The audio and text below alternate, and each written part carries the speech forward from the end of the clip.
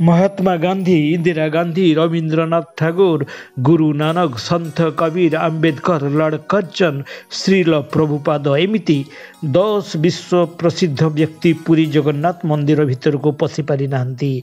जगतर नाथ जगन्नाथ, किंतु जगतर एमिति किसी जाति एमिति किसी धर्मर लोके एई देव विग्रह को दर्शन करि पारि नाहंती। अण हिंदुओं पई प्रवेश निषेध, मंदिर सामने एमिति फलकटिए लगी।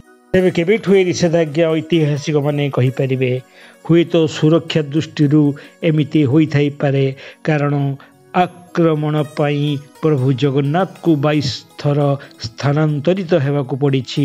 18 थर बड़ देउल उपरे आक्रमण होईछि। मुसलमान माने आक्रमण करछन्ती, मोगल माने आक्रमण करछन्ती, अफगान माने आक्रमण करछन्ती, एमिति कि हिंदू माने मध्य एकाधिक थर आक्रमण करिछन्ती। तेबे कहीं से प्रसंग को न जाई आज आम से 10 व्यक्ति कथा कहवा जो माने पुरी मंदिर भितर को जाई पारि नाहंती। प्रथमे रवींद्रनाथ ठाकुर, अतुल्य प्रतिभाशाली साहित्य पाई एशिया रे प्रथम नोबेल विजेता, विपुल वित्तशाली जमीदार पुओ विश्वकवि रवींद्रनाथ ठाकुर ओडिशा सह जांकर संपर्क अति निबिड़ थिला। विश्वकवि जेजे द्वारिकानाथ ठाकुर ओडिशा रे जमीदारी थिला, सेतिपई बारंबार ओडिशा आसुथिले, पुरी आसुथिले विश्वकवि, किंतु पुरी मंदिर भितर को से जाई पारि नथिले।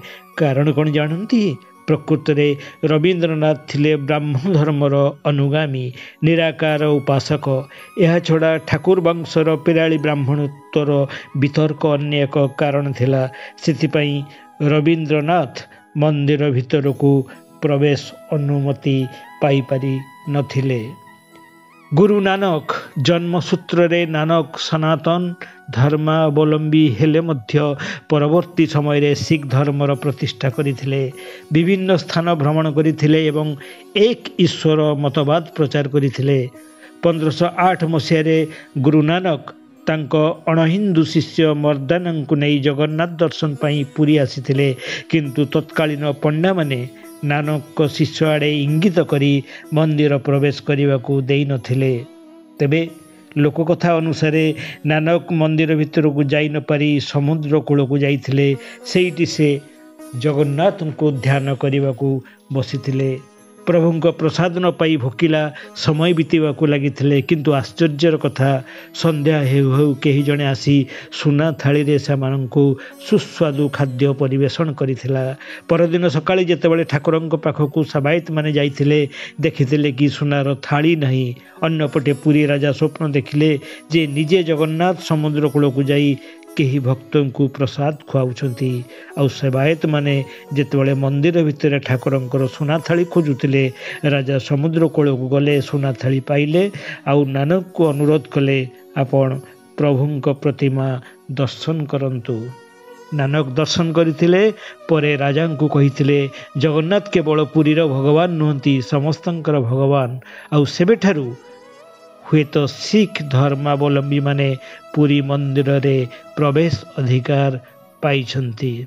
यह एक लोककथा। एबे एलिजाबेथ जिगलर ए महिला को हुए तो उड़ा अधिके कहीं जानी नथिबे, किंतु जगन्नाथ मंदिर प्रति तांकर विपुल अर्थदान रही। 2006 मसीह स्विट्जरलैंड रो एलिजाबेथ जिगलर पुरी मंदिर को सेतेबेले 1,78,00,000 टंका दान करथिले।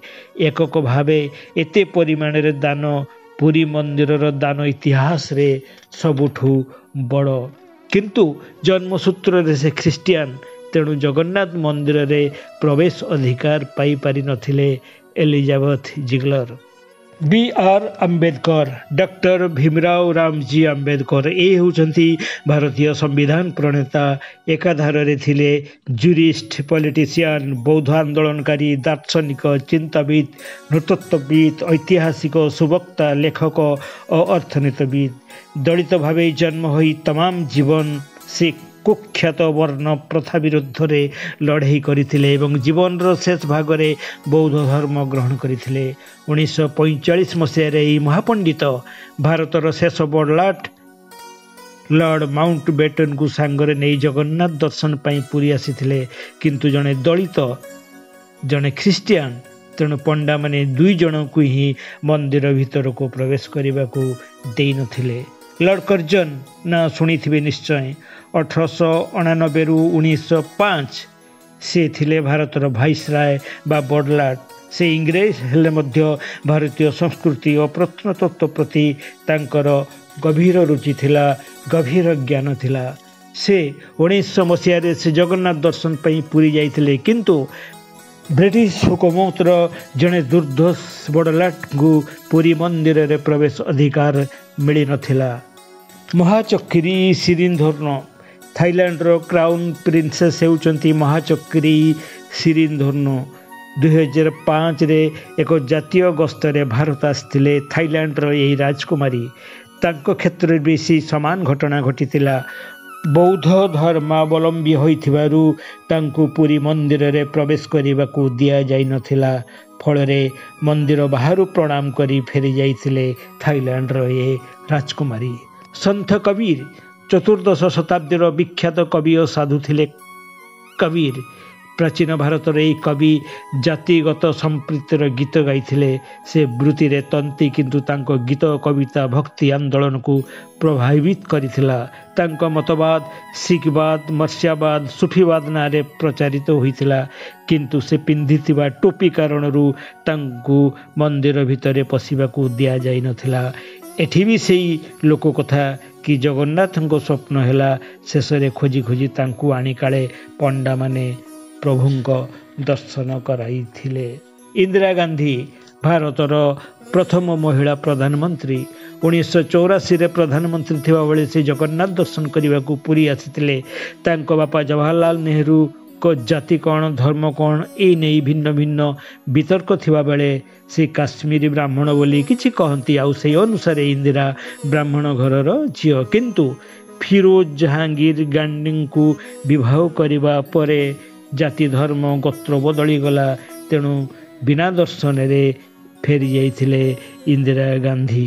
महात्मा गांधी 1934 मसीह विनोबा भावे को नहीं पुरी आसीथिले। महात्मा गांधी उद्देश्य थिला दलित हिंदू ख्रिस्टियान एवं अन्यान्य धर्मावली माननकु सांगरे नहीं देव विग्रह दर्शन करवा और दर्शन करने को आगे थिले, किंतु पंडा माने विरोध करथिले।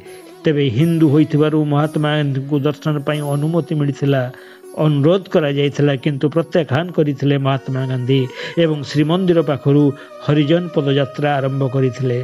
तेबे गांधी सिना जाई नथिले, किंतु मंदिर जाई विग्रह दर्शन करथिले तांको पत्नी कस्तूरबा। श्रील प्रभुपाद जो मानू मंदिर प्रवेश अधिकार मिली नथिला सेमानक भितरु सबुठु आश्चर्य कला भली नाटीए एसी भक्ति वेदांत स्वामी प्रभुपाद बा श्रील प्रभुपाद। इस्कन भली भक्ति आंदोलन प्रतिष्ठाता को मंदिर प्रवेश अधिकार न मिलवा इतिहास रे एक चमत्कार घटना ही रही, एक आश्चर्यजनक घटना ही रही।